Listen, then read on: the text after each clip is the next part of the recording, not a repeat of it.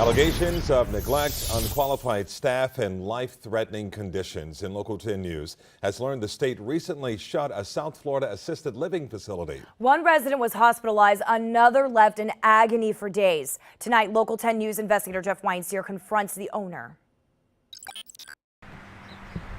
The sign on the front door says this facility is closed. It's a 3-bedroom, 2-bath, 1,900 square foot Homestead house licensed as an assisted living facility, and it's known as High Tower ALF. The emergency order issued by the Agency for Healthcare Administration says the residents in need of special care were pulled out, removed from this house. The 20-page emergency order says the conditions at this facility, quote, constitute an emergency. Conditions unsafe, their practices deficient. Who can we talk to about the state of Florida shutting you all down for the violations?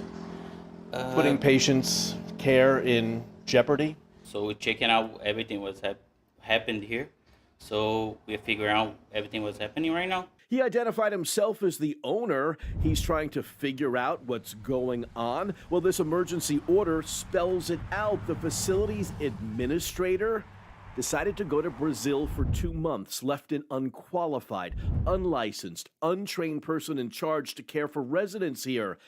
That person was left alone with patients 24/7 for 2 months with no help. The report says the sole caregiver couldn't even describe how to perform CPR, was not qualified to administer first aid or medications. Their only form of ID was a cell phone picture of a passport, and no required criminal background check was ever done. We didn't know when to talk anything right now. According to the report, resident 1, bedridden, on hospice, unable to communicate, given medication improperly by that untrained staff member who also performed an unauthorized medical procedure.